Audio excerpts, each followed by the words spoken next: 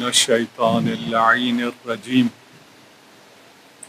بسم اللہ الرحمن الرحیم الحمد للہ رب العالمین والصلاة والسلام والتحیۃ والاکرام علی اشرف الانبیاء والمرسلین وعلى آلہ الطیبین الطاہرین المعصومین ولعنۃ اللہ علی اعدائهم اجمعین اما بعد فقد قال اللہ تبارک وتعالی یا ایہا الذین آمنوا اتقوا اللہ وکونوا مع الصادقین صلوات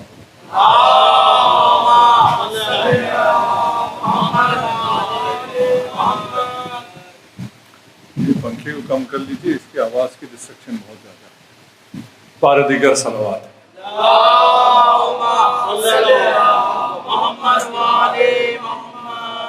الحمدللہ، خدا نے ہم پر لطف کیا، خدا کا احسان ہے کہ ہم ایسے گھر میں پیدا ہوئے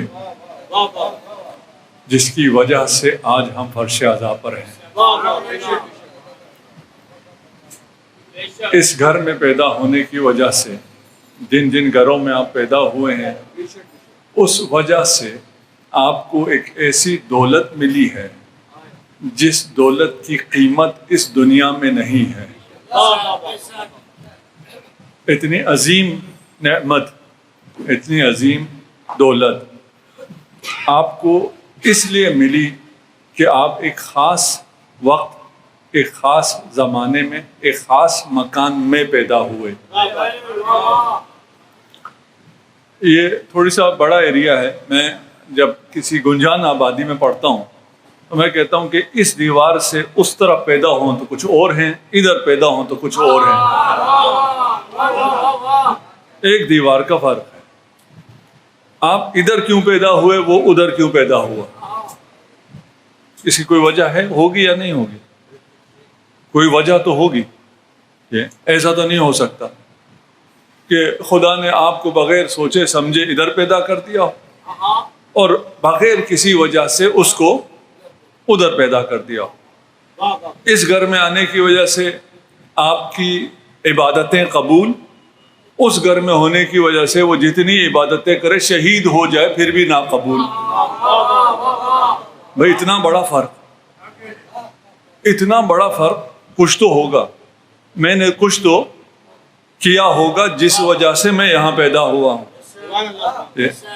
لیکن میں نے کچھ اپنے پیدا ہونے سے پہلے کیا ہو، میں نے اپنے پیدا ہونے سے پہلے کچھ کیا ہو جس کی وجہ سے میں یہاں پیدا ہوا ہوں۔ یہ ممکن ہے؟ ممکن ہے؟ ہونے سے پہلے آپ کریں، یہاں آنے سے پہلے آپ سنیں۔ بھئی یہاں آئیں گے تو سنیں گے۔ مقام عمل یہ دنیا ہے، اس دنیا میں آنے سے پہلے آپ نے کچھ ایسا کیا ہو کہ اتنی عظیم نعمت آپ کو مل گئی ہو۔ اللہ کی طرف سے جو بھی نعمت ملتی ہے وہ اندھی بانٹ نہیں ہوتی ہے، وہ اہل کو ملتی ہے۔ اگر آپ اہل نہ ہوتے اس مجلس میں آنے کے تو آپ یہاں نہ آ سکتے۔ اشتہار تو بہت لوگوں نے دیکھا، صرف آپ کیوں آئے؟ کیوں آپ، صرف آپ کو یہ اجازت کیوں ملی؟ یہ اندھی بانٹ نہیں ہے۔ سوال یہ پیدا ہوتا ہے پھر میں نے کب کیا کیا؟ جواب ہمیں مل گیا۔ میں آپ سے میں پہلی دفعہ مل رہا ہوں یہاں، لیکن یہ میری آپ کی دوسری ملاقات ہے۔ پہلے ہم عالم ذر میں ملے ہیں، ہے نا، کیونکہ وہاں ہم ایک ساتھ تھے اس لیے یہاں ایک ساتھ ہیں۔ جو وہاں ایک ساتھ نہیں تھے وہ ابھی ادھر ہیں، ہم ادھر ہیں۔ عالم ارواح میں، عالم ذر میں، وعلیکم السلام، ہم نے سن رکھا ہے کہ وہاں ہم سے اقرار لیا گیا تھا، الست بربکم۔ ہم سب سے کہا گیا تھا، یہ تو قرآنی حقیقت ہے۔ ہم سے پوچھا گیا الست بربکم، کیا میں تمہارا رب نہیں ہوں؟ قالوا بھلا، ہم نے کہا ہاں آپ ہمارے رب ہیں. ہم نے عہد عبودیت وہاں پر باندھا, ہم نے میثاق عبودیت کے آپ رب ہیں, ہم عبد ہیں. اس عہد کے بعد انسان عدم سے وجود میں آیا. آپ صفحے وجود پہ تب ہی آ سکتے ہیں جب آپ یہ عہد کریں کہ تو میرا رب ہے. اس کے بعد ایک عہد اور لیا گیا ہے جو روایات میں احادیث میں بہت زیادہ ہے, آیت میں یہی ایک ہے, قرآن میں یہ والا عہد ہی ہے. دوسرا جو عہد ہے جو آپ سے لیا گیا ہے وہ عہد ولایت ہے, وہ میثاق ولایت ہے. جس نے عالم ارواح میں وہاں میثاق ولایت کیا وہ یہاں شیعہ گھر میں پیدا ہوا,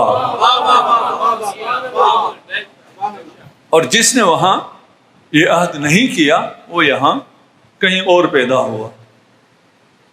یہ عظیم نعمت ولایت. اچھا آپ کہیں اتنی بڑی نعمت صرف ایک اقرار سے مل گئی کیا کیا ہے؟ آپ نے اقرار ہی کیا نا. ادھر ایک آپ نے بلا ہی کہا ہے, آپ نے امامت کا اقرار کیا ہے, وہاں پہ عہد کیا ہے. اور آپ دعائے عہد جب پڑھتے ہیں تو یہ نہیں کہتے میں امام زمانہ سے عہد کرتا ہوں, آپ کہتے ہیں میں امام زمانہ سے تجدید عہد کرتا ہوں. میں ابھی عہد نہیں کر رہا ہوں, عہد تو میں پہلے کر چکا ہوں, ابھی جو میں کر رہا ہوں وہ تجدید عہد ہے. یہ جو نعمت ہے اتنی بڑی نعمت, اس کی قدر و قیمت ہمیں معلوم ہے یا معلوم نہیں ہے؟ مجلس میں بیٹھ کے تو معلوم ہے سب. مجلس میں آپ جس سے پوچھیں آپ کے پاس سب سے بڑی دولت کیا ہے تو آپ کہیں گے ولایت. لیکن جب بازار میں بیٹھے ہوئے ہوں اور آپ سے پوچھا جائے آپ کی سب سے قیمتی چیز کیا ہے تو کوئی اپنے بنگلے کا نام لے گا, کوئی اپنی گاڑی کا نام لے گا. وہاں یاد نہیں ہوتا, ایسا ہے یا نہیں؟ یہ وہاں یاد نہیں ہوتا, یہاں یاد رہتا ہے, ادھر جا کے بھول جاتے ہیں. بھئی یہ اتنی بڑی نعمت اگر ہے کہ اس نعمت کے بدلے میں آپ کو پوری دنیا دے دی جائے, آپ یہ نعمت نہیں دیں گے. مجلس میں بیٹھ کے سب کا یہ ایمان ہے, تو بازار میں جا کر میں اپنے باس کی خوشنودی کے لیے یہ نعمت کیوں دے دیتا ہوں ہاتھ سے؟ میرا باس خوش ہو جائے, خدا ناراض ہوتا ہے کوئی بات نہیں. امام سے میں آج شکنی کر رہا ہوں کوئی بات نہیں ہے. یہ انتہائی قیمتی ہے. قیمتی ہے کا مطلب کیا ہے؟ مطلب یہ ہے کہ پھر اس کی حفاظت کرنی ہے. بچوں کے لیے میں ولایت آسان کر دیتا ہوں, ولایت کسے کہتے ہیں. اور ایک گلہ میرا یہ ہے, مجلس میں تو ہم مانتے ہیں کہ ولایت کے بغیر کچھ بھی قبول نہیں ہے. عام زندگی میں ہمارا یہ موقف نہیں, بلکہ عام زندگی میں یہ ہے کہ آج کل کاروبار کا حال یہ ہے کہ اگر وہاں جھوٹ نہ بولا جائے تو کام چلتا ہی نہیں ہے. سیاست میں جب تک سیاست نہ کی جائے بنی امیہ کی کامیابی نہیں ہے. کیا کریں جی, ہماری سیاست ہی ایسی ہے, کیا کریں ہمارا بازار ہی ایسا ہے. یہ نہیں کہتے کیا کریں, میں شیعہ علی ہوں, میرے پاس جو ولایت ہے وہ میں کسی طرح بھی دینے والا نہیں ہوں, دنیا جیسی مرضی ہوتی رہے, میں شیعہ ہوں, میرے پاس یہ جو قیمتی خزانہ ہے یہ دینے والا نہیں ہوں. ملتا ایک اقرار سے ہے, کچھ زیادہ قیمت بھی دینی نہیں پڑتی ہے. مسلمان میں اور کافر میں کیا فرق ہے؟ ایک اقرار کا ہی تو فرق ہے. اس نے لا الہ الا اللہ کہا ہے, اس نے نہیں کہا. اس کے عمل قبول ہیں, یہ نیکی کرتا ہے, انسانیتی خدمت کرتا ہے, اسے اجر ملتا ہے. وہ جو کافر ہے وہ انسانیتی خدمت کرتا ہے, اسے اجر نہیں ملتا. اچھا ہمارے بچوں کو مسئلہ ہو جاتا ہے کہ یہ کافر اتنی انسانیتی خدمت کر رہا ہے, اسے اجر نہیں ملتا, یہ کیا بات ہوئی؟ میں کہتا ہوں اسی کافر سے پوچھو اجر چاہیے, وہ کہتا نہیں چاہیے, خدا ہے ہی نہیں تو مجھے اجر کیا چاہیے. تم اس کی نیابت میں, اس کی وکالت میں کہتے ہو اسے اجر دو, وہ خود اس سے پوچھو, وہ کہتا مجھے اجر چاہیے ہی نہیں. یہ ایک اقرار اتنی بڑی تبدیلی لے کے آ جاتا ہے کہ آپ کو جنتی اور اس کو جہنمی بنا رہا ہے. فرق کیا ہے؟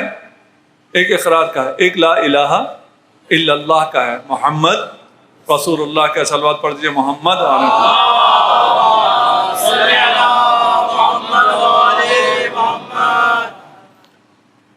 اگر اس ایک اقرار کا اتنا بڑا فرق ہے تو دوسرا اقرار اس کا بھی کوئی فرق ہوگا. اگر اس شہادتین کا اتنا فرق ہے کہ اس کے بغیر کچھ بھی نہیں ہے، زندگی آپ کی عبودیت پر نہیں ہے، تو پھر شہادت ثالثہ کا بھی کوئی اثر ہوگا. اور اس کا اثر کیا ہے؟ شہادت ولایت کا اثر کیا ہے؟ تمام مسلمان مانتے ہیں، یہ صرف شیعہ نہیں ہے، تمام مسلمان مانتے ہیں کہ اگر ولایت نہ ہو اور یہ شخص صفا و مروہ کے درمیان راہ خدا میں اپنی جان دے دے، اس سے جنت کی بو بھی نہیں آئے گی.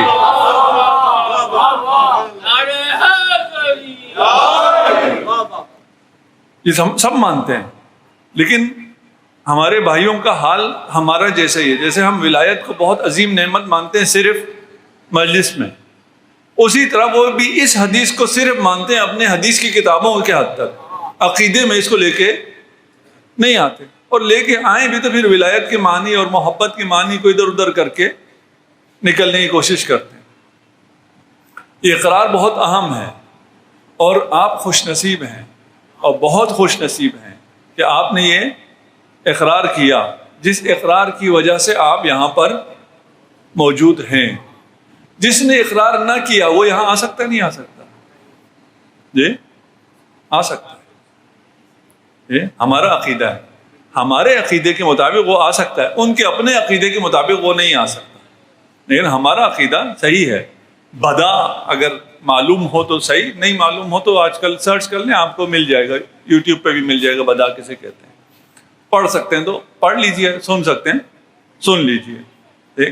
ہم قائل ہیں کہ بدا کا مطلب کیا ہے کہ یہ شخص اس نے وہاں اقرار نہیں کیا، جس کی وجہ سے یہ اس کا تو مستحق نہیں ہوا کہ اسے ولایت دودھ کی ماں کی دودھ کے ساتھ مل جائے.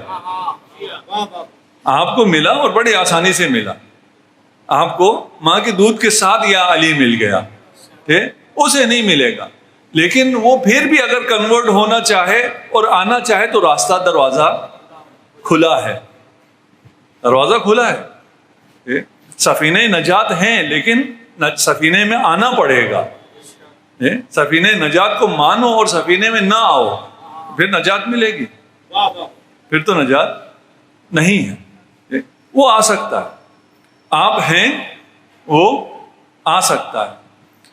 آپ میں اور اس میں ولایت کا جس نے وہاں اقرار کیا ہے اس میں اور دوسرے میں فرق کیا ہے؟ اگر میں یہ فرق تھوڑا سا بیان کر دوں تو یہ مقدماتی میری گفتگو ہے، اس کے بعد میں اپنے موضوع کی طرف پڑھتا ہوں. صلوات پڑھ دیجیے محمد و آل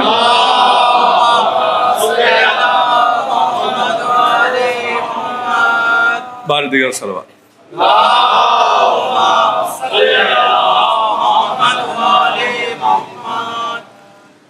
اگر میں یہ جو ابھی میں 5-10 منٹ کی گفتگو کرنے والا ہوں، اگر یہ آپ لوگوں کو سمجھ میں آ گئی تو میرے یہ ساری محنت اور یہاں آنا اور یہ سارے گھنٹے، یہ سب کی قیمت 10 منٹ میں وصول ہونے والی ہے.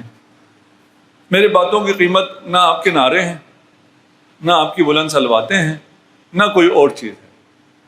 میری قیمت یہ ہے کہ کسی ایک جوان کو بھی یہ بات سمجھ میں ایسی آ جائے کہ وہ اسے پھر یہ بات بھول نہ سکے. آپ کا اور امام کا رشتہ کیا ہے؟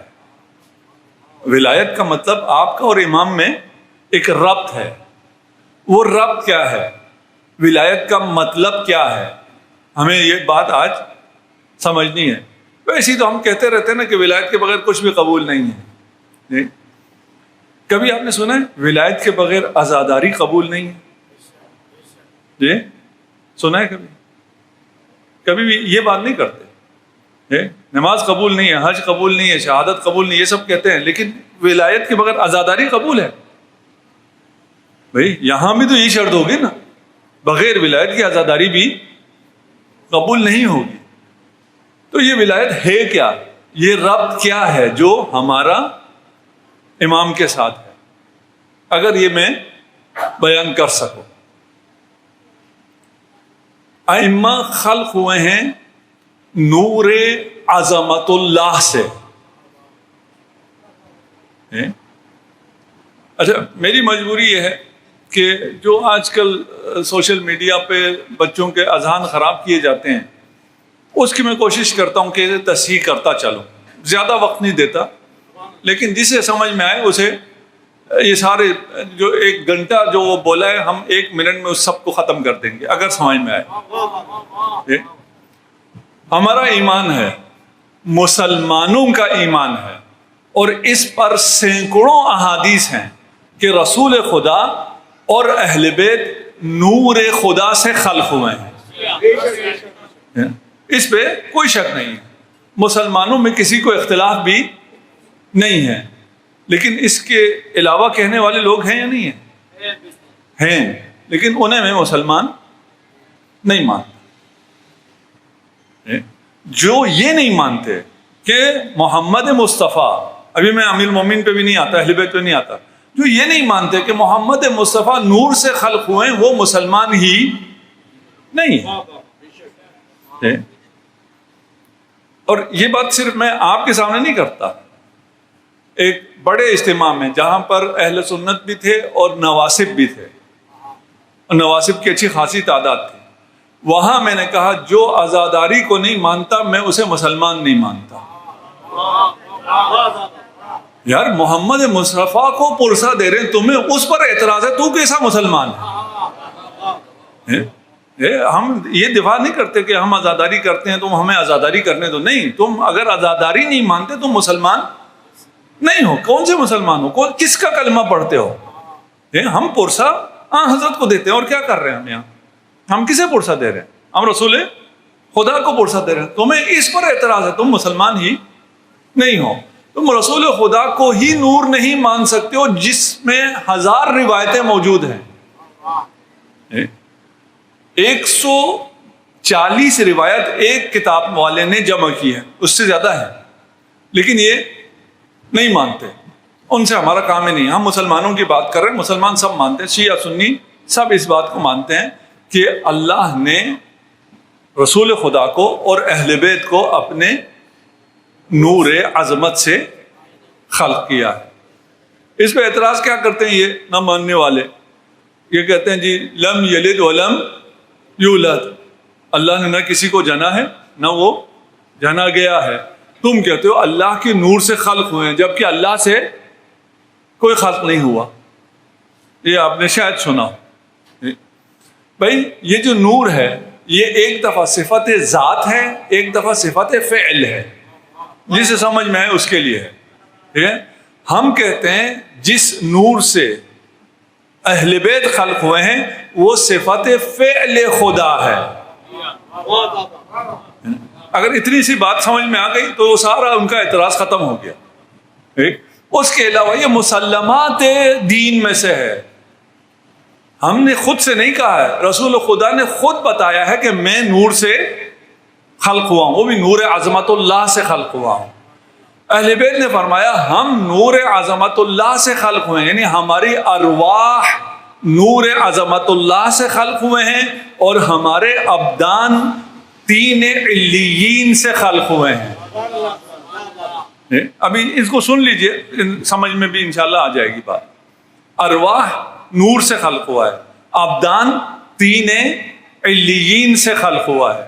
ہمارے لیے کہا ہے خلقتم من فاضل طیننا, یہ حدیث سنی بھی آپ لوگوں نے. شیعہ ہمارے طینت کی جو اس میں سے فاضل ہے, فاضل کا ترجمہ اردو میں نہ کروں میں, جو بچی ہوئی طینت ہے, اس میں سے ہمارے شیعہ خلق ہوئے ہیں. میرے ساتھ ہیں؟ ارواح ائمہ نور سے, نور عظمت اللہ سے. ابدان ائمہ 3 علیین سے خلق ہوئے ہیں. ارواح شیعہ فاضل 3 سے خلق ہوئے ہیں. اس میں بڑا فرق ہے, روح اور بدن میں بہت فرق ہے. کاش ابھی نہ آپ کو سمجھ میں آئے گی نہ مجھے سمجھ میں آئے گی. جب ادھر جائیں گے اور روح کو آزادی ملے گی دوسری دنیا میں, پھر سمجھ میں آئے گا روح میں اور بدن میں کتنا فرق ہے. ٹھیک ہے نا. جس طینت سے معصومین کے ابدان بنے ہیں، اس کے فاضل سے ہماری ارواح بنی ہیں۔ میں نہیں پہنچا پا رہا ہوں جہاں پہنچنا چاہیے، کیونکہ بات بہت بلند ہے نا، کہ میرے بیان میں کمی ہے یا آپ کے اذہان میں کمی ہے، بات بہت بلند ہے۔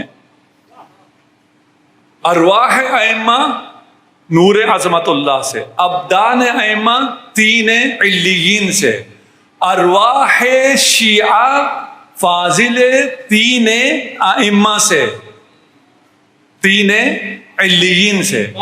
اب اگر روایات میں دیکھا جائے کہ یہ تین علیین یعنی جنت میں، اس کائنات میں جو سب سے برترین تین ہے وہ کون سا ہے؟ روایت کہتی ہے کہ خاک کربلا تین علیین ہے۔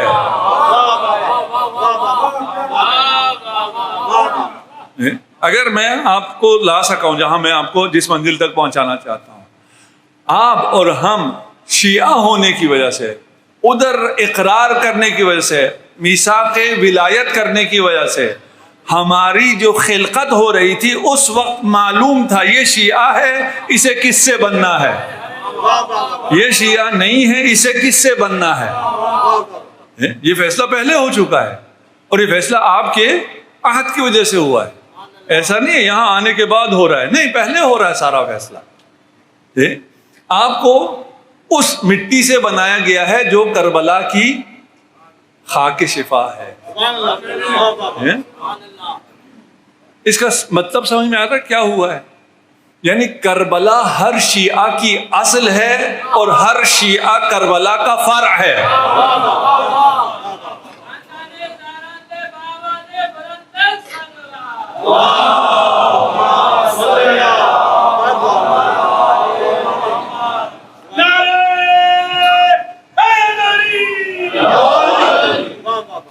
اگر میں سمجھا پا رہا ہوں، دیکھیں ولایت اور ہمارا جو ارتباط ہے وہ ایسا نہیں ہے، یہ ارتباط تشریعی نہیں ہے، یہ ارتباط تکوینی ہے۔ اس جملے کا مطلب کیا ہے؟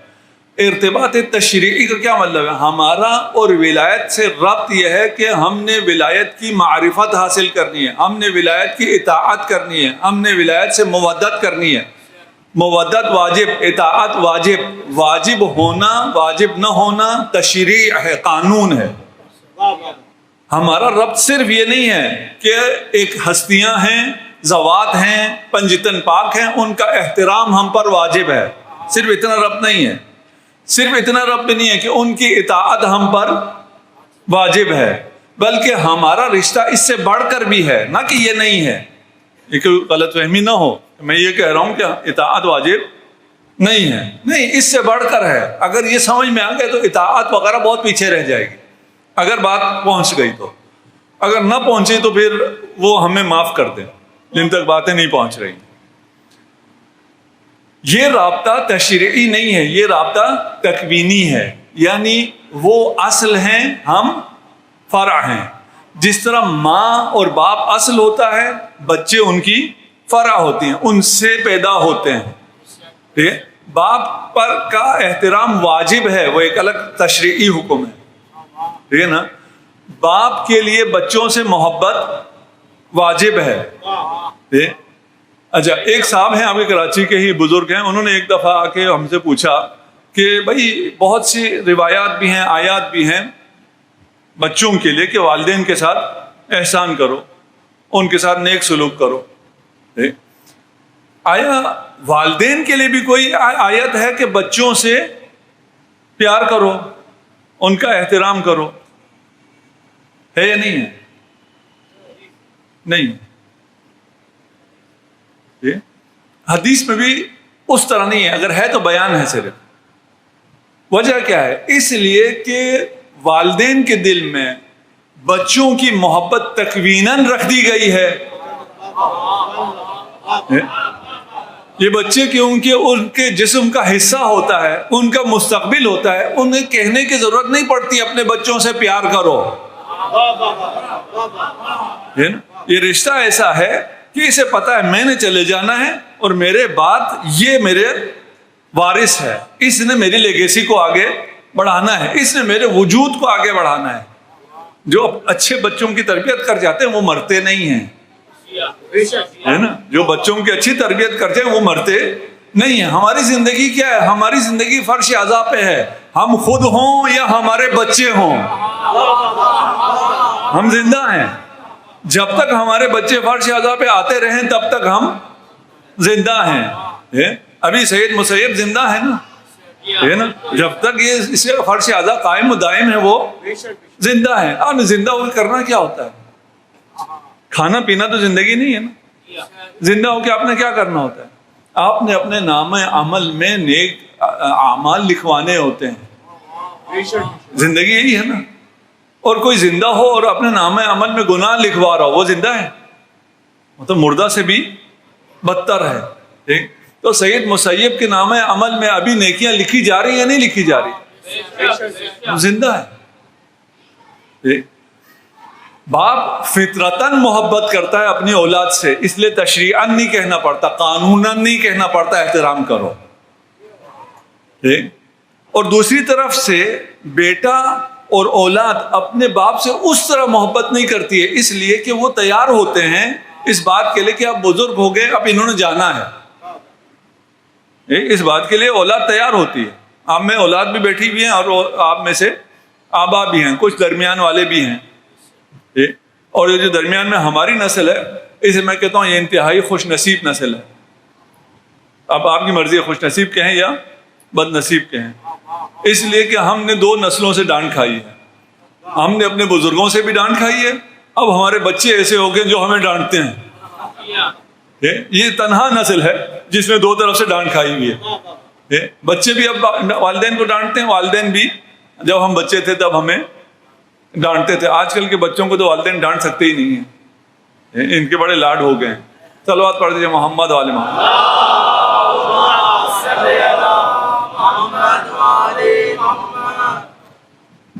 سمجھانا کیا چاہ رہا ہوں؟ جہاں تکویناً ہو وہاں تشریعاً کی ضرورت نہیں پڑتی۔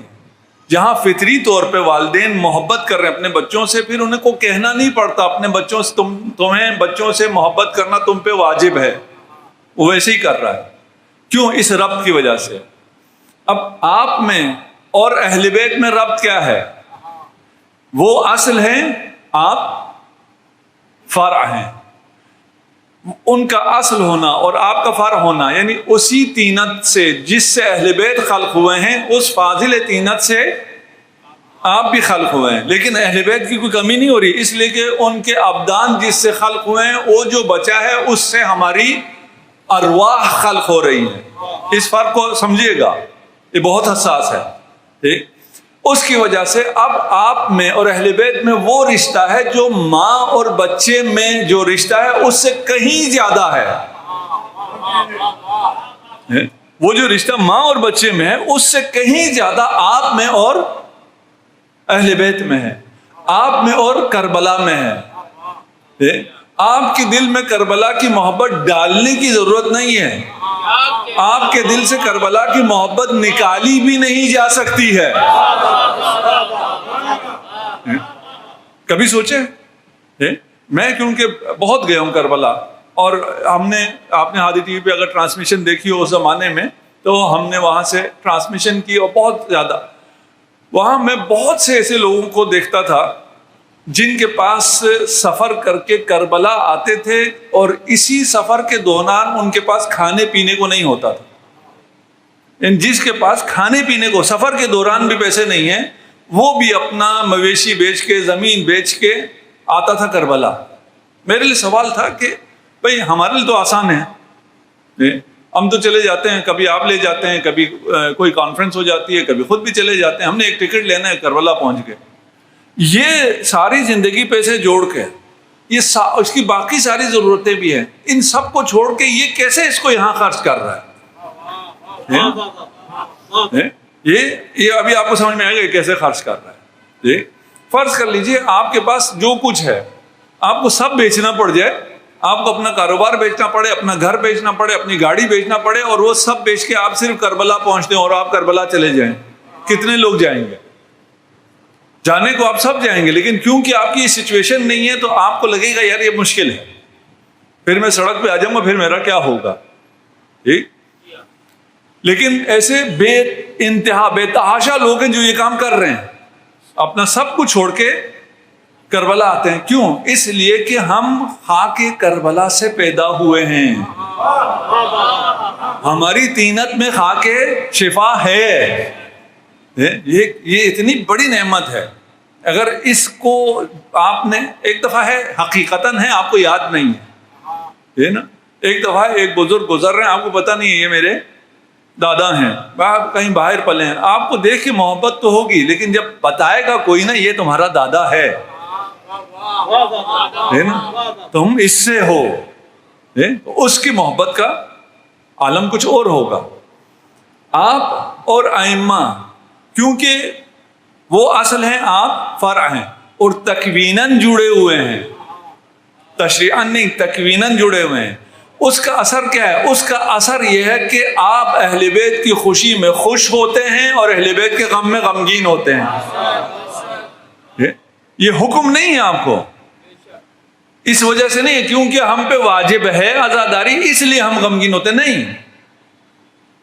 مثلا آپ کے اگر کسی بزرگ کی رحلت ہو جاتی ہے, وہ وفات پا جاتے ہیں, تو آپ کو یہ تو نہیں ہے نا کہ حکم ہو کہ آپ کو گریہ کرنا ہے یا گریہ کا ثواب ہے. نہیں, ثواب ہو نہ ہو, حکم ہو نہ ہو, کیونکہ وہ میرا باپ تھا, مجھے گریہ آئے گا, ہے نہیں. کیونکہ آپ اور اہل بیت تکویناً جڑے ہوئے ہیں, تکویناً ایک ہیں. ایک کا لفظ غلط ہے ہاں, لیکن میں آپ کو وہ فرق سمجھانے کے بعد کہہ رہا ہوں. کیونکہ آپ منا اہل بیت ہو سکتے نہیں ہو سکتے, آپ منا اہل بیت ہو سکتے نہیں ہو سکتے. منا اہل بیت کا کیا مطلب ہے؟ آپ اہل بیت میں سے ہیں, یعنی آپ اور اہل بیت ایک ہیں. اب میں منا کے بعد سلمان کا مقام اور ہے اور اہل بیت کا مقام اور ہے, یہ خط نہ ہو.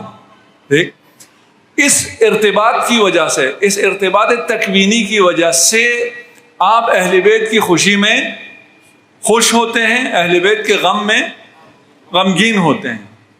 وائس ورثہ بھی ہے یا نہیں ہے؟ اگر ہم جڑے ہوئے ہیں, یہ نا, ہم دونوں, اگر ہم دونوں میں ایسا ارتباط ہے اور میں آپ کی خوشی میں خوش ہوتا ہوں, تو آپ بھی میری خوشی میں خوش ہونے چاہیے. اگر آپ کے ذہن میں نہیں تھا, یقیناً ہوگا, جن بچوں کے نہیں تھا وہ بہت خوش ہو جائیں. آپ کی خوشی میں اہل بیت خوش ہوتے ہیں, آپ کی خوشی میں اہل بیت خوش ہوتے ہیں, آپ کے غم میں اہل بیت غمگین ہوتے ہیں, اور آپ سے ایسی محبت کرتے ہیں. میں بیان کرتا ہوں, دیکھیں پتہ نہیں کوئی پہنچ سکتا اس محبت کو یا نہیں, کتنی محبت کرتے ہیں. امام زین العابدین علیہ الصلوۃ والسلام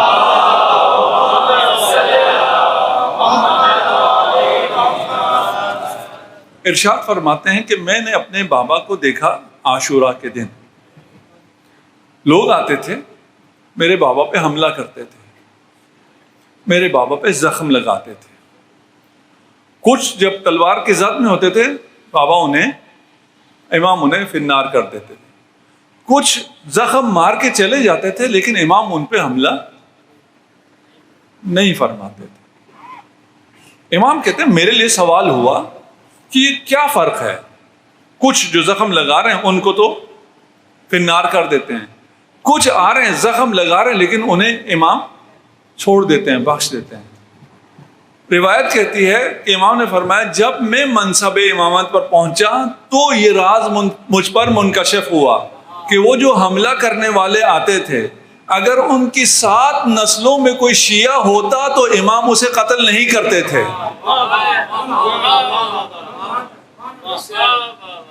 اتنی محبت شاید کوئی تصور کر سکے. میرا اور آپ کے ساتھ کوئی تھوڑا سا جھگڑا ہو جائے, ہم نے مجھے مارا نہیں ہے ابھی, لفظی تکرار ہو جائے, میں آپ کو بخشنے کے لیے تیار نہیں ہوں. مجھے آپ سے اتنی محبت ہو کہ میں کہوں چلو کوئی بات نہیں, لفظی تکرار ہو گئی, یہ ہے تو شیعہ, اس کو میں بخش دیتا ہوں. کتنے لوگ بیٹھے ہوئے یہاں, کسی نے تماچا مارا, میں نے کہا میں نے اس کو اس لیے بخش دیا کہ یہ شیعہ ہے. کتنے لوگ یہاں ہیں جی؟ ہم تو کہیں گے یہ شیعہ ہے اس لیے میں 2 ماروں گا. یہ مومن ہو کہ شیعہ ہو کہ اس نے مجھے کیوں مارا؟ امام کیا کر رہے ہیں؟ وہ آ کے تلوار کا زخم مارا. یہ شیعہ نہیں ہے. اس کی نسل میں پہلا بندہ شیعہ نہیں ہے، دوسرا بندہ شیعہ نہیں ہے، تیسرا نہیں ہے، چوتھا نہیں ہے، 5واں نہیں ہے، 6واں نہیں ہے. اگر 7واں بھی شیعہ ہے اسے چھوڑ دیتے ہیں. اتنی محبت.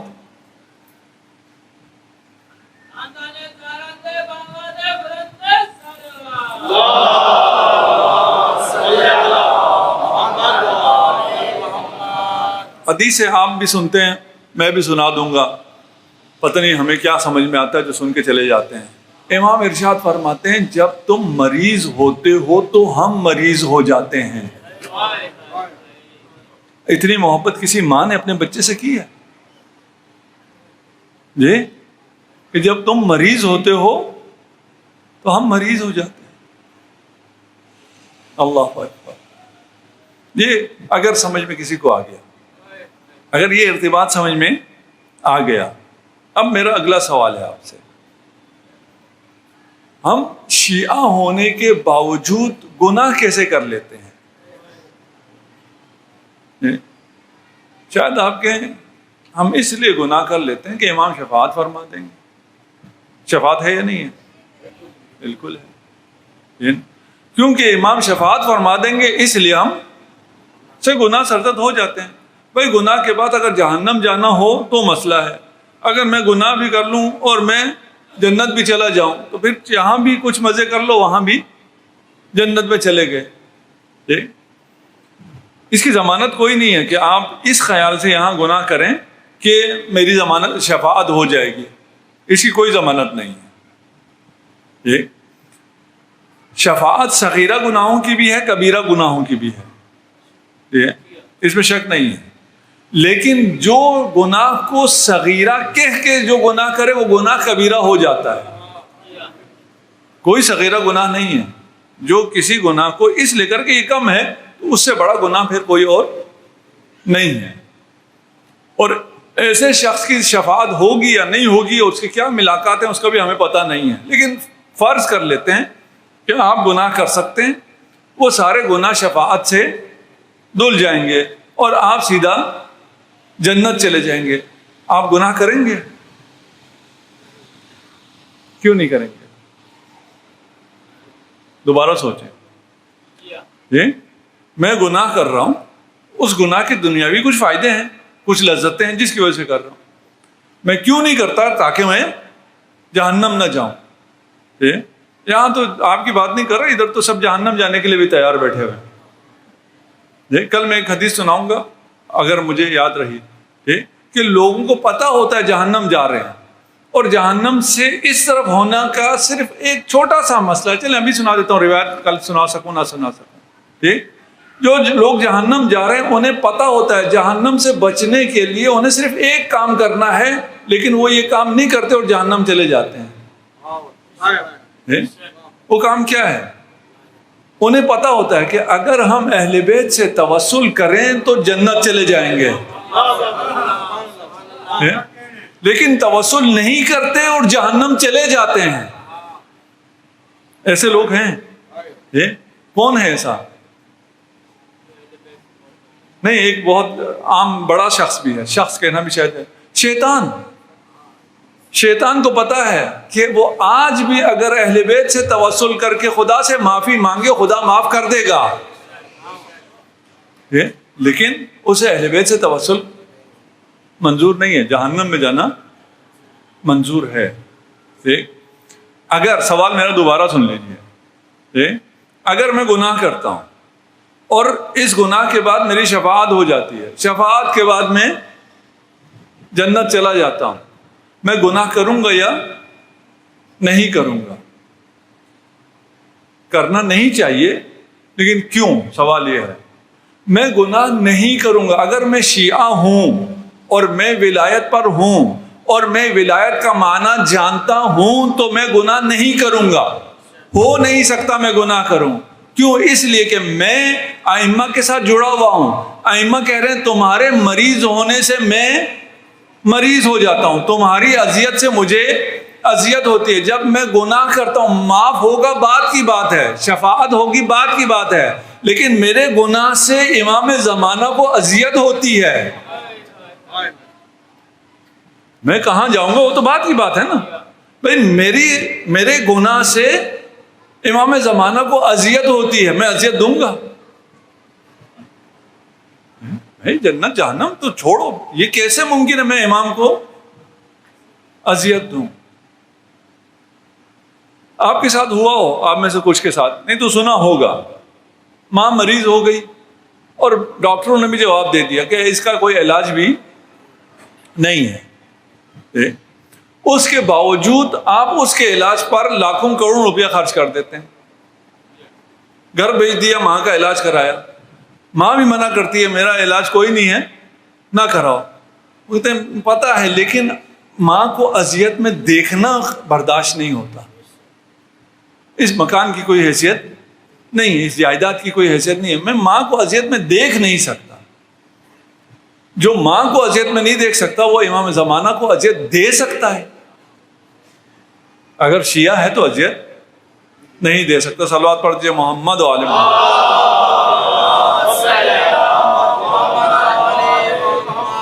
بس میں یہ مقدماتی گفتگو میں نے 10 منٹ کے لیے شروع کی تھی, لیکن زیادہ وقت ہو گیا, اور وہ بھی آپ کی سماعتوں کی وجہ سے. آپ غور سے سنیں گے تو میں زیادہ بولوں گا, میرے ساتھ یہ مجبوری ہے. اور آپ کو جس دن جلدی جانا ہو تھوڑا سا اچھا نہ سنیے. جی صلوات پڑھ دے محمد و آل محمد.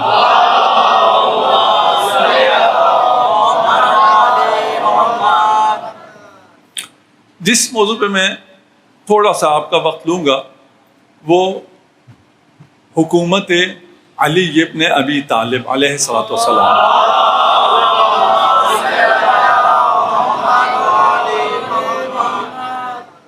یہ مظلومیت علی ہے کہ ایسی حکومت کی جس کی نظیر نہیں ملتی, ایک مثالی حکومت کی, لیکن اس کا ذکر ہے ہی نہیں, ہماری زبانوں پہ بھی نہیں. اور جو ذکر ہے وہ یہ ہے کہ جب حکومت کی اس وقت خانہ جنگی ہو گئی, مشکلات ہو گئی, اور اس میں بہت زیادہ ٹینشن تھی. امیر المؤمنین کی حکومت, یہ کسی بھی حکومت میں جب یہ سیاسی پارٹیز آتی ہیں تو سب سے پہلے آپ کو منشور دیتی ہیں کہ ہم کیا کریں گے, کیسے کریں گے. جو منشور امیر المؤمنین نے دیا وہ اسلام کا منشور ہے, کوئی الگ سے کوئی منشور نہیں ہے, وہ اسلام کا منشور. جس حکومت پر امیر المؤمنین صرف اس لیے نہیں آئے کہ اس کے منشور میں کوئی تحریف قبول نہیں ہے. اگر پہنچے آپ, یہ شورا نے جب کہا کہ آپ کو حکومت دیتے ہیں لیکن منشور میں مان لو ایک تحریف مان لو, آپ قرآن و سنت اور سنت شیخین کے مطابق حکومت کریں گے, یہی کہا گیا تھا. اچھا, یہ قرآن و سنت کے علاوہ وہ کون سی سنت تھی جو سنت رسول سے مختلف تھی, جس کا اسٹیبلشمنٹ اقرار لینا چاہ رہی تھی؟ کچھ تو ہوگا نا. ہم سے ابھی ایک ہمارے دوست ہیں, اور ہمارے دوست بہت ہیں اہل سنت علماء, انہوں نے کہا جی وہ 4 خلافت کے جو ہیں 5 وہ ہم سے انہوں نے ڈسکاؤنٹ دے دیا. یہ امام حسن مجتبیٰ کی خلافت تک تو سب بالکل ٹھیک تھا, اس کے بعد بنی امیہ نے خراب کیا. میں نے کہا اچھا اگر سب ٹھیک تھا تو وہ اسٹیبلشمنٹ کیا کہہ رہی تھی کہ یہ بھی ضروری ہے؟ بھائی قرآن و سنت پہ تھا سب کچھ, ہم نے مان لیا. ان کی یہ شرط کیا تھی کہ قرآن و سنت کے علاوہ سیرت شیخین بھی چاہیے. وہ کیا تھا؟ وہ کچھ تو تھا نا, اور وہ بھی صرف ماننا تھا. آپ نے کہنا تھا کہ ہاں ٹھیک ہے, اور بعد میں کریں نہ کریں آپ کی مرضی, لیکن منشور میں بھی کوئی تحریف قبول نہیں. انتہائی خوبصورت ایک واقعہ حدیث آپ نے روایت سن رکھی ہے, میں نے کچھ اور اس کی توجہ آپ کو کچھ اس کے جو مکالمات ہیں اس کی طرف دلانی ہے. آپ سب نے سن رکھا ہے کہ قمبر اور امیر المومنین ہیں, کپڑا ہے, اچھا کپڑا دیا کسے؟ कंबर को और सादा कपड़ा रखा खुद। ठीक, यहाँ तक तो हमने सुना हुआ है, लेकिन इसमें एक मुकालिमा भी है। ठीक, जब अमीर मोमिन ने कंबर को अच्छा कपड़ा दिया तो कंबर ने कहा, मौला आप खलीफा वक्त हैं, आप खुतबा देते हैं, अंत अमीर मोमिन तख्तबुन नास, मेंबर पे जाते हैं, लोग आपको देखते हैं, अच्छा कपड़ा आप पहने, मैं गुलाम हूं, मैं अच्छा कपड़ा पहन के क्या करूंगा? अमीर मोमिन ने इरशाद फरमाया कि इन्नका शाबुन वलका शर्रतुश शबाब, मैं अमीर मोमिन हूं लेकिन तू जवान है ना, तू ये कपड़े पहनेगा, सेल्फी लेगा, पोस्ट करेगा, थोड़ा सा अतराएगा। मैं वाकई इस हदीस को, इस मुकालमे को पढ़ने के बाद मैं बहुत दफ़ा देखता हूँ कि मैंने कोई ऐसा बाप नहीं देखा जिसकी गाड़ी उसके बेटे से कमतर हो और वो बेटे को ये कह के बड़ी गाड़ी दे दे कि तू जवान है, तू गाड़ी को शो ऑफ कर, ठीक है, मैं आल्टो में भी चला जाऊंगा। ऐसा बाप देखा है आपने? ये बाप कहता है लैंड क्रूजर मेरी होनी चाहिए, तुझे भी चलो मैं करोला दे दूंगा।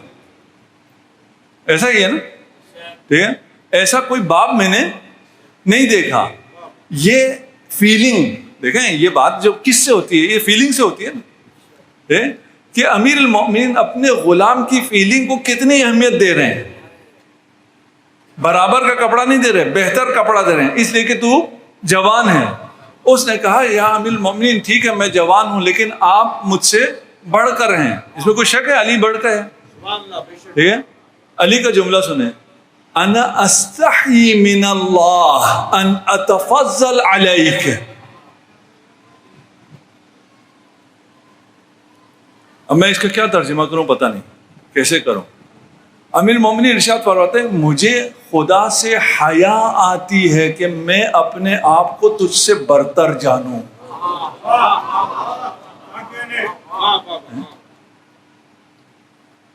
कौन अली? जो ये और मकाम पे है, ये मकाम और है कि कपड़ा किसने अच्छा पहनना है और किसने नहीं पहनना, ये वो मकाम है। किसने कैसे खाना है, कैसे रहना है, ये वो मकाम है। व इल्ला अली कहता है, ला यरका इलैया तैर यनहदिरु अन्नी सैल, ये ना कि तुम्हें जो भी फुयूजात इलाही मिलती हैं वो सब मुझसे जारी होती हैं और मेरी बुलंदी तक ताइर तखय्युल भी नहीं पहुंच सकता है। ये खुद अली कहते हैं, ये ना। लेकिन माशरत में क्या है? माशरत में मैं तुम अपने आप को खलीफा, इमाम, अमीरुल मोमिनीन, फातिह खैबर कह रहा, मैं अपने आप को तुझसे अफजल समझूं, मुझे खुदा से हया आती है। ये सिर्फ कंबर के साथ है या आपके साथ भी है? ये मोहब्बत सिर्फ कंबर से है? नहीं, जो राब्ता अली और कंबर का था तकवीनन, वो राब्ता आपका और अली का भी है। आपको भी इतना ही चाहते हैं, इतनी ही मोहब्बत आपसे भी अमीरुल मोमिनीन को है। ये ऐसा क्यों किया था? इसलिए कि जो मंशूर है उसमें हुक्म है अतइमुहुम, कि अपने गुलामों को वही खिलाओ जो तुम खाते हो और वही पहनो जो तुम पहनते हो। हुक्म क्या है? जो खुद पहनते हो वही गुलाम को पहनाओ। लेकिन अमल क्या है? हम बात कर रहे थे ना इताअत की। देखें, यहां अली मुतीए रसूल है। ये इताअत इश्क के साथ है, मोहब्बत के साथ है। मोहब्बत और इश्क में इताअत हो तो जो कहा है उतना नहीं करते, उससे बढ़कर करते हैं। कहा यह था कि गुलामों को वही पहनाओ जो खुद पहनो, लेकिन इसमें इताअत में कहां पहुंच गया अली? गुलामों को वो पहनाया जो खुद भी नहीं पहनते। ऐसी ममलिकत में, इसमें मैं अभी आगे जो 2-3 मजलिसें रह गई हैं उसमें साबित करूंगा कि जो हुकूमत अमीरुल मोमिनीन ने की, वैसी हुकूमत उसके बाद आज तक दोबारा कायम नहीं हो सकी कहीं भी। हाँ, हम पाकिस्तान की बात नहीं कर रहे, आप ये ना समझे कि पाकिस्तान में वैसी हुकूमत दोबारा नहीं बनी या इस्लामी ममलिकतों में, नहीं, कहीं भी آج بھی کوئی ایسی حکومت نہیں ہے جہاں فقر ختم ہو گیا، فقیر باقی نہ رہا ہو۔ علی کی حکومت میں کوئی ایک فقیر بھی نہیں تھا، ایک فقیر نہیں تھا۔ جو والی تھے وہ دوسرے ریاست کے والیوں کو لکھتے تھے، بصرہ کا والی کوفہ کو لکھتا تھا، کوفہ کا والی مصر کے والی کو لکھتا تھا کہ میرے پاس خیرات بہت ہیں، فقیر نہیں ہے، تمہارے پاس ہے کوئی؟ اتنی بڑی سلطنت میں اتنی بڑی تبدیلی کیسے آئی؟ کتنے دنوں میں آئی؟ کتنے سالوں میں آئی؟ کتنے سالوں میں؟ جیسے ہی حکومت ملی ویسے ہی یہ تبدیلی آ گئی، جیسے ہی حکومت ملی ویسے ہی فقر ختم ہو گیا۔ میں تفصیل سے باتیں بیان کروں گا۔ کیا امیر المومنین نے جو ویلتھ تھی، جو بیت المال میں پیسہ تھا، وہ لوگوں میں ڈسٹریبیوٹ کر دیا۔ آج جو ہمارے بیت المال میں پیسہ ہے وہ لوگوں میں اگر تقسیم ہو جائے کوئی غریب رہے گا؟ ختم، اتنا سمپل ہے۔ بے گھر جو ہیں، جتنی زمینیں ہیں سرکاری، کہا جائے جاؤ جس نے جہاں گھر بنانا ہے گھر بنا لو، کوئی بے گھر رہے گا؟ بھئی زمین دے دی، پیسے نہیں ہیں، پیسے بیت المال سے پیسے بھی آ جائیں گے، جو کچھ ہے سب تقسیم کر دو۔ اچھا، ابھی آپ میں سے کچھ عقیدت سے سن رہے ہیں، کچھ تنقیداً بھی سن رہے ہیں، وہ سمجھ ہی نہیں پائیں گے کہ یہ کیسے ہو سکتا ہے کہ بیت المال سالہ خالی کریں تو حکومت کیسے چلے گی۔ میں سمجھاؤں گا ان سب کو بھی، اور اگر آپ سوال اٹھائیں گے تو میں ان کو پھر کلیئر بھی کروں گا۔ وقت کم ہے اس لیے کچھ چیزیں کچھ شاید جہات رہ جائیں، اس پہ نہ بولا گیا ہے نہ لکھا گیا ہے جو میں ابھی آپ کے سامنے پیش کر رہا ہوں، اس لیے ہو سکتا ہے آپ کو تھوڑا سا عجیب لگے۔ ایسی ریاست یعنی ایسی حکومت جس کے آپ خواب دیکھتے ہیں، جس کی آپ کی تمنا ہے کہ یوسف زہرا آئے اور اس کی حکومت قائم ہو اور یہ دنیا عدل و انصاف سے بھر جائے، یہ سب کا خواب ہے نا۔ اِنَّا نَرْغَبُ فِي دَوْلَةٍ كَرِيمَةٍ، اس حکومت، وہ حکومت اس دنیا میں قائم ہو چکی تھی، ہمیں پتہ ہی اس کا نہیں ہے، ذکر ہی نہیں ہے۔ یہ خدا دیکھیں عدل و انصاف، کہ ہر کسی کو انصاف مل جائے، ہر کسی کو عدل ملے، یہ کب ہوگا؟ یہ قیامت میں ہوگا، قیامت سے پہلے تو یہ نہیں ہو سکتا۔ ٹھیک، یہ قیامت میں ہوگا، ہر کسی کو انصاف مل جائے گا، کسی کے ساتھ نا انصافی نہیں ہوگی۔ قیامت ہے جو عدل و انصاف سے پر ہے۔ اگر آپ کو تعجب ہو کہ وہاں یہ قیام کیسے ہوگا تو خدا آپ کو یہاں کر کے دکھا دے گا۔ میں مثال دیتا ہوں، حضرت ابراہیم نے کہا کہ قیامت کے دن آپ مردوں کو دوبارہ زندہ کر دیں گے، کیسے؟ سوال یہی تھا نا، یہ تو نہیں تھا کہ آپ کر سکتے ہیں یا نہیں کر سکتے، سوال یہ تھا کہ آپ یہ کیسے کر سکتے ہیں۔ خدا نے کیا کیا؟ کیا کیا؟ جی ہاں، خدا نے حضرت ابراہیم سے کہا کہ تجھے شک ہے، شک نہیں ہے یعنی تجھے پتہ نہیں چل رہا کہ میری آواز پر یہ مردہ کیسے زندہ ہو جائیں گے، میں تیری آواز میں یہ طاقت رکھ کے دکھا سکتا ہوں کہ تو آواز دے گا یہ زندہ ہو جائیں گے۔ کتنی بڑی طاقت ہے، کیا سمجھایا ہے۔ قیامت کے دن کس طرح عدل و انصاف قائم ہوگا، میں اسی دنیا میں تمہیں دکھا دیتا ہوں، میں اپنے ولی کے ہاتھوں سے عدل و انصاف قائم کر کے دکھاؤں گا۔ یہ حکومت اس زمین پہ رہی ہے جس کا ذکر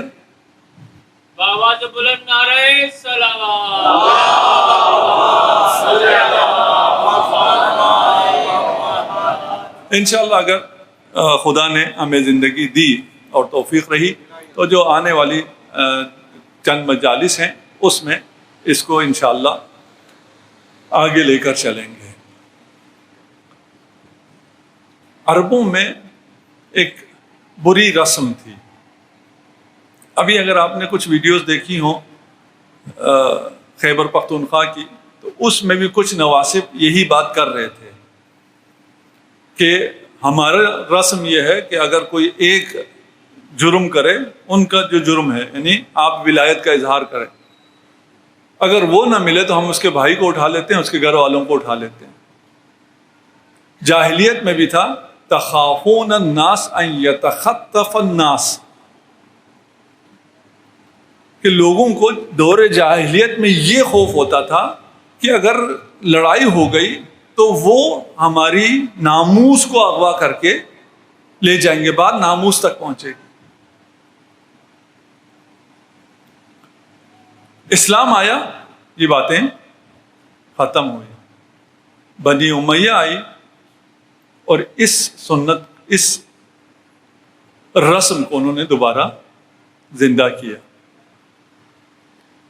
ایک شخص امیر المومنین کے پاس آتا ہے، ہمسایہ تھا امیر المومنین کا کوفہ میں، کہا امیر المومنین میں 6 مہینے سے آپ کا ہمسایہ ہوں، آپ کے گھر میں کوئی دختر نہیں ہے کیا؟ میں نے کبھی انہیں دیکھا نہیں ہے، کبھی ان کی آواز نہیں سنی ہے۔ امیر المومنین نے فرمایا میرے گھر میں دختر ہے لیکن بطول کی بیٹیاں ہیں، جن کی آواز بھی کبھی کسی نامحرم نے نہیں سنی تھی۔ جب امیر المومنین پہ ضربت لگتی ہے اور امیر المومنین کو قالین میں رکھ کے گھر کی طرف بیت الشرف کی طرف لایا جاتا ہے، ایک مقام پہ آ کے فرماتے ہیں مجھے اتار دو، میں اپنے پاؤں پہ چل کے جانا چاہوں گا۔ کہا امیر المومنین آپ چل نہیں سکتے، فرمایا میری بیٹی مجھے اس حالت میں دیکھ نہیں سکتی۔ اہل بیت سے اس رابطے کو فیل کیجئے گا۔ مجھے جب خیال آتا ہے نا کہ یہ مسائب کس کے ہیں اور کس نے سننے ہیں، شیعوں نے سننے ہیں جو اس طرح جڑے ہوئے اہل بیت سے، میں بہت نرم کر کے آسان کر کے مسائب بیان کرتا ہوں، ایسے بیان نہیں کرتا کہ سخت کروں اور گریہ ہوں، میری کوشش ہوتی ہے برداشت کر سکے۔ ابھی چند قدم چلے تھے آگے، کہا کہ جو نامحرم ہیں وہ چلے جائیں، مجھے اس حالت میں دیکھ کے میری بیٹی گریہ کرے گی، میں نہیں چاہتا میری بیٹی کی گریے کی آواز کسی نامحرم کے کانوں میں پڑے۔ امیر المومنین نے اپنے بچوں کو جمع کیا، وصیتیں کرنا شروع کی، آخر میں حضرت زینب کو بلایا اور حضرت زینب سے پوچھا کہ اماں نے تمہیں کربلا کے واقعات سنائے ہیں؟ زینب کبریٰ نے فرمایا جی مجھے اماں نے بتائے ہیں۔ کہا کیا بتایا ہے؟ کہا اماں نے بتایا ہے کہ ایک سفر پر بھائی جائے گا، اس میں تم ساتھ ہو گے، اس سفر میں حسین تنہا رہ جائے گا اور اشقیاء حسین کو تلواروں سے زخمی کریں گے، پتھروں سے ماریں گے، خنجر سے۔ اجرکم علی اللہ۔ یعنی جناب سیدہ نے جو مصائب سنائے تھے ان کا محور سید الشہداء تھے۔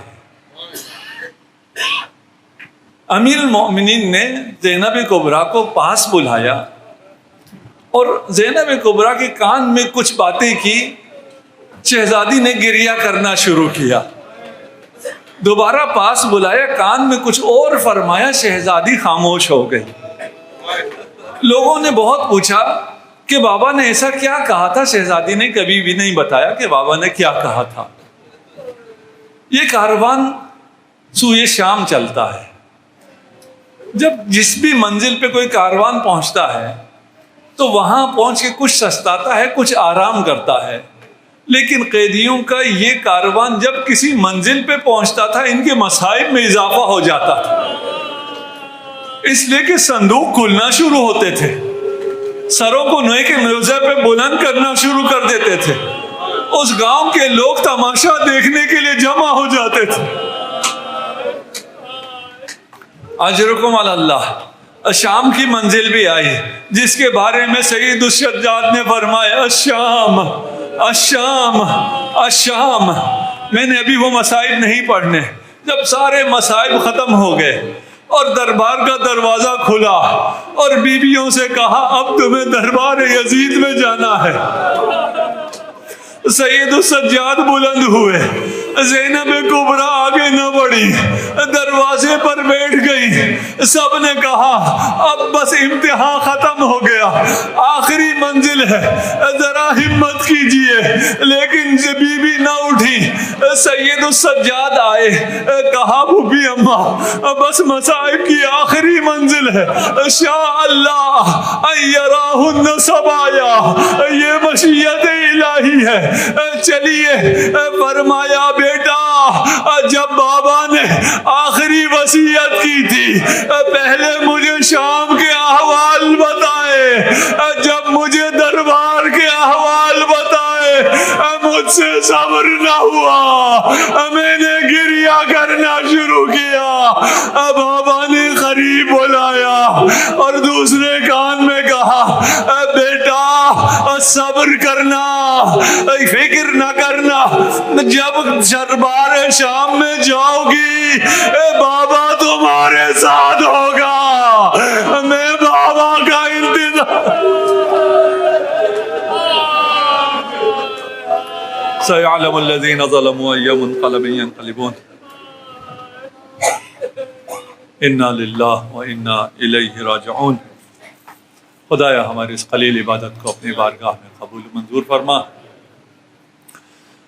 جو مریض ہیں انہیں شفائے عاجل عنایت فرما، جو پریشان حال ہیں ان کی پریشانیوں کو برطرف فرما، عزاداران سید الشہداء کی حفاظت فرما، جو اس راہ میں شہید ہوئے ہیں انہیں شہداء کربلا کے ساتھ محشور فرما، ہمیں دنیا میں زیارت امام حسین و آخرت میں شفاعت امام حسین سے بہرہ مند فرما، امام زمانہ کا ظہور میں تعجیل فرما، ہمیں امام زمانہ عجل اللہ فرجہ الشریف کے اعوان و انصار میں قرار دے، اس گھر پہ اپنی رحمتوں کا نزول فرما، اس گھر میں عزاداری سید الشہداء کو تا قیام قائم آل محمد جاری و ساری فرما، تمام حاضرین کے مرحومین کی مغفرت فرما، بالاخص اس گھر کے مرحومین کی مغفرت فرما، اپنے اپنے مرحومین کے لیے، میرے والدین کے لیے اور سید مسیب کے لیے۔ رحم اللہ من قرأ الفاتحہ۔ بسم اللہ الرحمن الرحیم، الحمدللہ رب العالمین، الرحمن الرحیم، مالک یوم الدین، ایاک نعبد و ایاک نستعین، اہدنا الصراط المستقیم، صراط الذین انعمت علیہم غیر المغضوب علیہم ولا الضالین۔ بسم اللہ الرحمن الرحیم، قل هو اللہ احد اللہ الصمد لم یلد ولم یولد ولم یکن له کفوا احد۔ بسم اللہ الرحمن الرحیم، قل هو اللہ احد اللہ الصمد لم یلد ولم یولد ولم یکن له کفوا احد۔ بسم اللہ الرحمن الرحیم، قل هو اللہ احد اللہ الصمد لم یلد ولم یولد ولم یکن له کفوا احد۔ اللهم اغفر للمؤمنين والمؤمنات والمسلمين والمسلمات الأحياء منهم والأموات، تابع الله بيننا وبينهم بالخيرات إنك مجيب الدعوات إنك على كل شيء قدير برحمتك يا أرحم الراحمين۔